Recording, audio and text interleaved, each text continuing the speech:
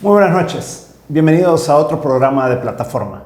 Hoy vamos a hablar sobre los retos económicos del próximo gobierno.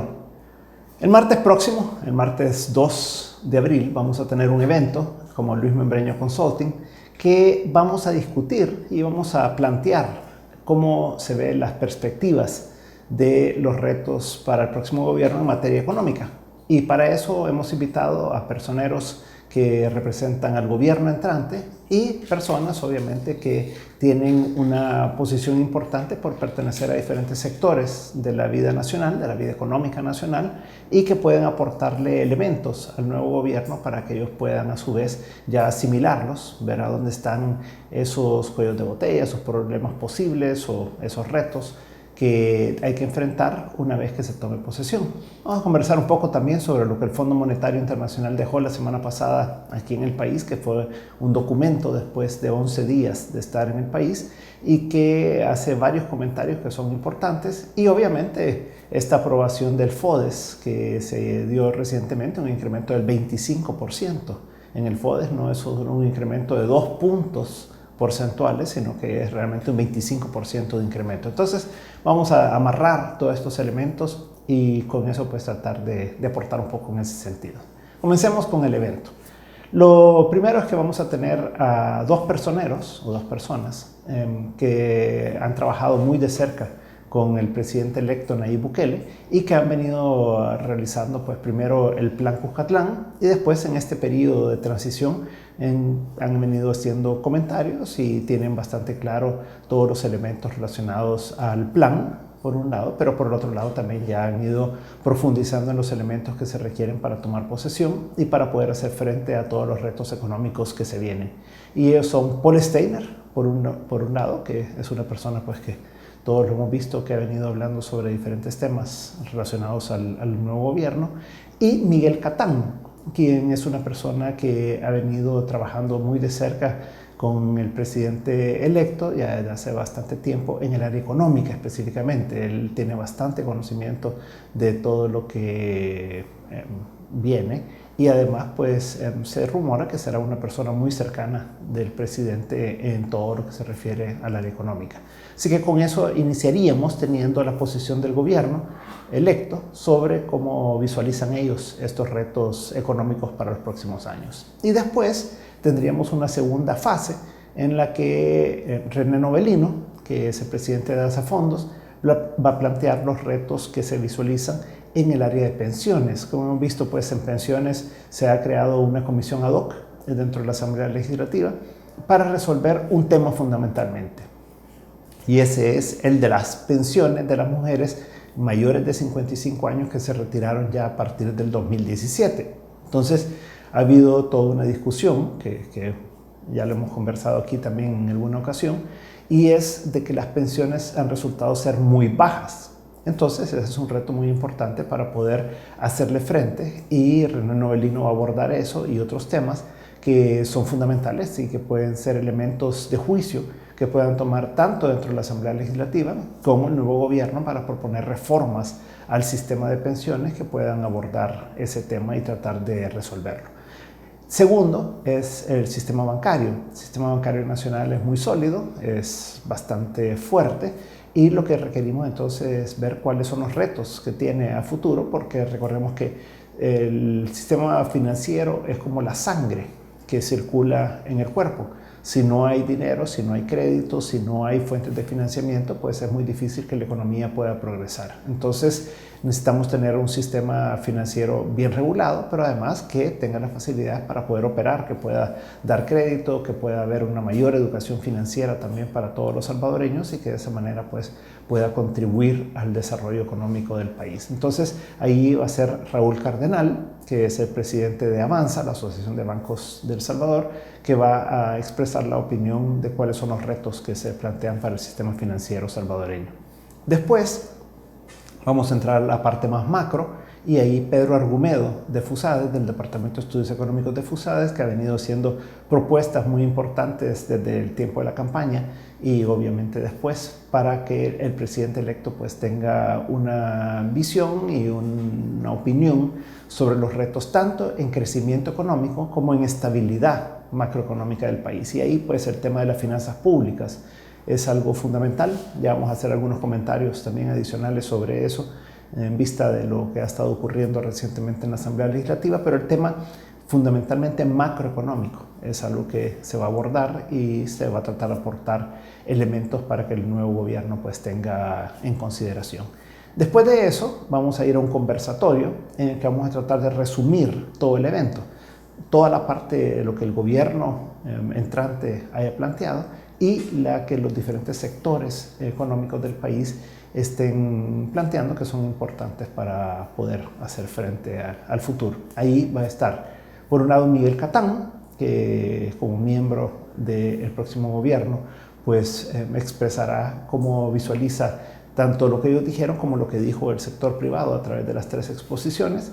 Y Luis Cardenal, como presidente de la ANEP, va a hacer comentarios adicionales, obviamente, sobre lo que él visualiza ya como el representante del sector privado. Y Agustín Martínez, quien es también un dirigente importante del sector privado en el área de agricultura, que no lo vamos a haber tratado en la primera parte, y en el área avícola también, o sea, todo lo que es pollos y huevos. Entonces, en ese cierre del evento vamos a tratar de concluir sobre cuáles son los principales retos y cuál es la parte que el gobierno puede hacer para facilitar, para ayudar a que la economía despegue en el próximo quinquenio y qué es lo que le corresponde al sector privado y cómo puede haber ahí puentes y lazos para que haya entendimientos y que de esa manera pues el país progrese. Entonces ese es el objetivo del evento, esa es la estructura y qué es lo que pretendemos lograr. Ahora, si ya vamos un poco más en la coyuntura nacional, hay varios temas que son importantes. Uno es la comisión ad hoc, que se ha formado recientemente por la Asamblea Legislativa la semana pasada y que es para tratar el tema de pensiones específicamente. Y ahí, como mencionábamos, el punto focal es las pensiones que están recibiendo las mujeres mayores de 55 años que ya se retiraron, previo a que los hombres se comiencen a retirar cuando lleguen a 60 años. O sea que eso será en los próximos 3 años que veremos ya que los hombres van llegando a esa edad de retiro y por lo tanto van a tener también que ir enfrentando esa situación de las pensiones. Entonces, dentro de eso es muy importante aclarar qué es lo que está pasando. O sea, y lo que ha ocurrido es lo que hemos venido hablando durante bastante tiempo, y es que en la medida que el gobierno ha pagado una tasa de interés muy baja sobre una cantidad muy significativa de recursos, de los ahorros de los cotizantes, que fue alrededor del 1%, entre el 1 y el 1.5% durante una década, entonces eso produjo que la multiplicación del dinero, digamos, o sea, que el incremento de los ahorros de las personas fuera muy lento y por lo tanto no pudieron acumular suficiente dinero. El gobierno, al final de cuentas, se quedó más o menos con 2.800 millones de dólares que le pertenecían, si hubiera pagado una tasa de mercado, a los ahorrantes del sistema de pensiones. Entonces, ese problema es el que salta ahora con pensiones muy bajas. Entonces, ¿cómo se resuelve? Pues hay que buscar una solución financiera a esto, porque es el gobierno el que ha causado esto. Entonces tiene que ser también a través de fondos públicos que tiene que aportarse esto para poder resolver el problema inmediato de estas personas, porque cuando uno lo ve a mediano o largo plazo, pues esto se va resolviendo en la medida que las tasas de interés ya se han ido ajustando y se están ajustando hacia el alza en vista de la reforma al sistema de pensiones que se hizo en el 2017 y por lo tanto de ahí en adelante pues ya deberíamos ir viendo unos rendimientos más altos y eso puede beneficiar pues a los ahorrantes para que puedan tener una mejor pensión.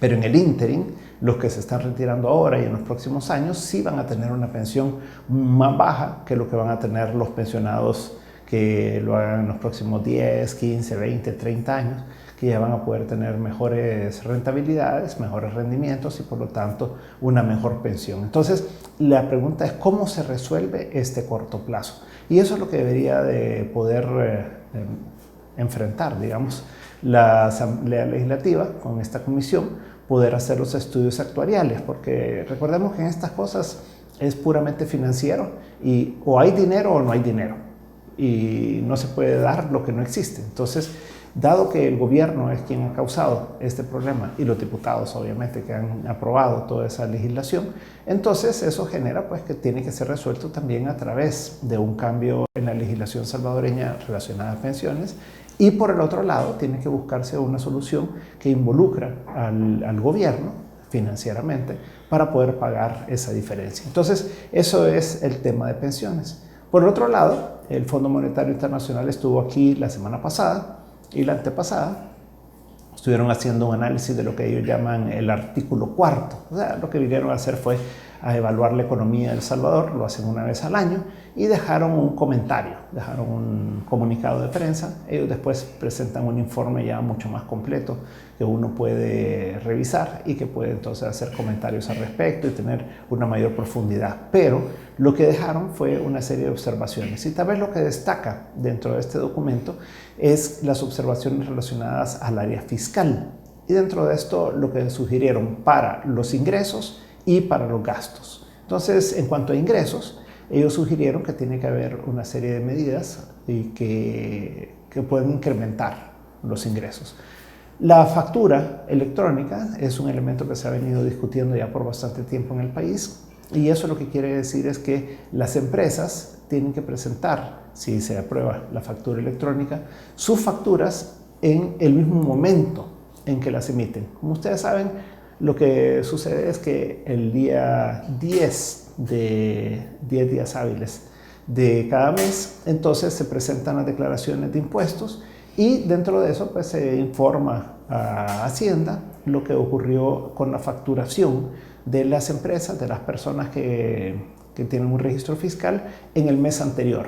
Lo que se pretende con esto es tener mucha más información de parte de Hacienda, más actualizada en el momento en el que se va emitiendo, que a diario esté recibiendo la facturación de todas las empresas, de todas las personas que pagan impuestos, y por lo tanto que ellos puedan tener esa capacidad de poder cruzar por un lado la información de las personas a quien se les emite, y que a quienes se les emite las facturas pues declaren eso, y también los que emiten facturas a otros que declaren lo que ellos han vendido, y de esa manera el fisco pues reciba todos los meses la cantidad de dinero que se requiere, que corresponde, que los impuestos que cada quien tiene que pagar, y que entonces sea mucho más difícil de evadir impuestos. Eso viene aunado a todo lo que es la ley de firma electrónica, porque esto es electrónico, entonces tiene que haber una firma que dice sí, lo que yo estoy mandando es esto, y que esa firma electrónica tenga consecuencias legales también. Entonces todo eso viene amarrado. Entonces el Fondo Monetario Internacional dice esto es algo que es muy positivo y que debe de avanzarse con eso. Y por el otro lado, entonces hace una serie de sugerencias también sobre qué hacer con los impuestos. Y ahí sugiere crear unos impuestos específicos a ciertos bienes suntuarios de consumo, y lo que dice es debería de tasarse, debería cobrarse impuestos sobre estos bienes suntuarios.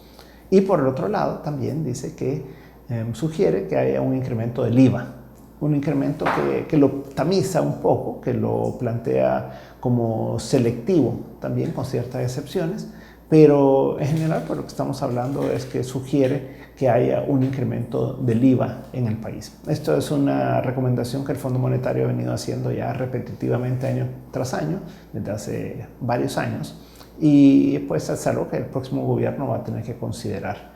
En la parte de gastos, ahí se enfocan bastante en la reducción del gasto.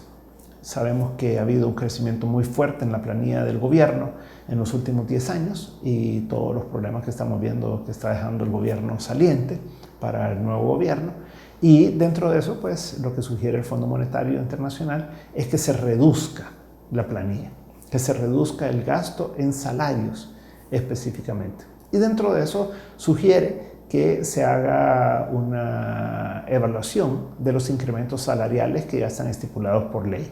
Sabemos que los escalafones, particularmente el de salud, es un escalafón que es muy difícil de poder cumplirlo, de poderlo pagar por parte del gobierno, porque es un incremento automático que se da año con año del 8%.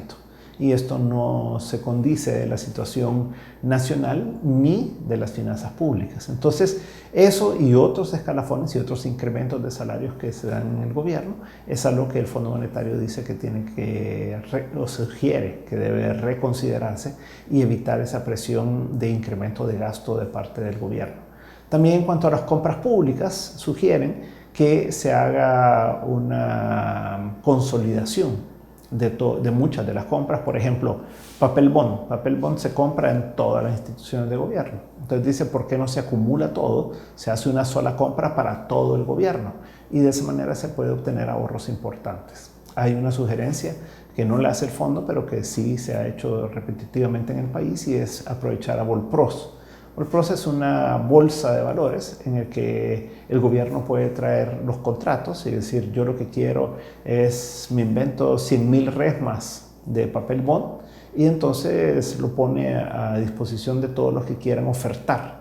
Y como bolsa de valores, pues cada quien oferta sobre el precio que puede dar y de esa manera puede haber una puja hacia abajo también en la medida que haya competencia para poder obtener ese contrato. Entonces, eso se puede hacer para muchas cosas, muchos artículos, muchos servicios que el gobierno compra y obtener mejores precios y con eso reducciones de gastos también. Entonces, todo esto lleva a una serie de ahorros que pueda tener el gobierno en el futuro. Entonces, el Fondo Monetario hace esas observaciones y resume diciendo que lo que se requiere entre el 2020 y entre 2019 y 2020 es un ahorro de 2 puntos del PIB. 2 puntos del PIB a veces pues nos suena poco por ser 2, pero es bastante. Son más de 500 millones de dólares de ahorros entre reducción de gastos e incremento de ingresos que debe hacer el gobierno entrante entre 2019 y 2020. Entonces es algo muy complicado, no es nada fácil de hacerlo. No creo que se pueda lograr en toda la magnitud, pero debería de poder seguir enfrentando eso.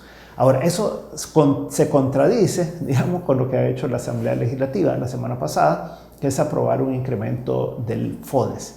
Y lo hizo en 2 puntos porcentuales. Entonces dicen, no, si solo subió de 8 a 10%. Entonces uno dice, 2 puntos. No, o sea, 8 a 10% quiere decir que el monto que se le va a entregar a las alcaldías subió en 25%. Es como que a usted vengan y le suban el sueldo en 25%.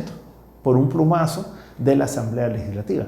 Y esto implica 95 millones de dólares adicionales que tendrá que erogar el fisco para poder cumplir con esta nueva ley, con este incremento en el FODES.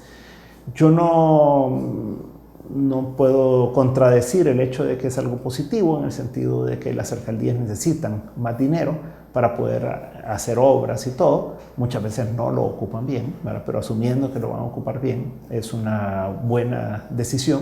Pero el problema es que no dicen de dónde va a salir el dinero.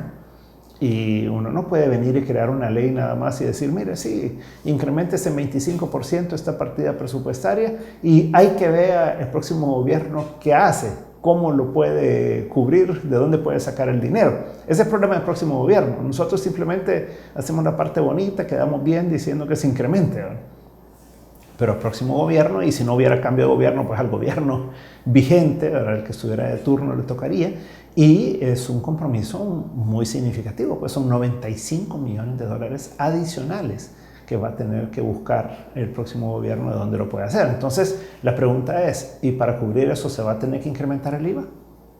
¿Se va a tener que poner un impuesto selectivo a algo? O varios pues, impuestos selectivos, porque para poder recaudar esa cantidad de dinero, realmente solo el IVA podría generar un incremento de eso. Se necesita más o menos 1 punto de incremento del IVA solo para cubrir este incremento del FODES. Entonces, no es cualquier cosa de lo que estamos hablando, pues. Y ahí es donde tiene que venir más responsabilidad de parte de la Asamblea Legislativa. Finalmente, se estaba discutiendo la ley de la función pública, que es algo muy importante y que debería hacerse y que es para regular todos los salarios y la forma de actuar dentro de los empleados públicos en el sector público, y eso debería de continuar, pero Arena dijo que ya no va a continuar discutiéndolo hasta que el nuevo gobierno o Nayib Bukele decidan qué es lo que quieren hacer con esa ley. Entonces veremos qué pasa. Es una ley muy buena, es una ley que tiene mucha oposición obviamente por los sindicatos del gobierno o que operan en el gobierno, pero es algo muy importante que tiene que hacerse. Eso es un poco el panorama, esos son los retos económicos o algunos de los retos económicos que tiene el próximo gobierno. La situación económica, como sabemos, es muy complicada, la situación fiscal es bastante difícil, estas decisiones de la Asamblea Legislativa no ayudan para poder tener una mayor sanidad fiscal y el Fondo Monetario pues ha dejado una hoja de ruta que se puede seguir en los próximos años para poder ir solventando y mejorando la sostenibilidad de las finanzas públicas y evitando que se siga incrementando la deuda.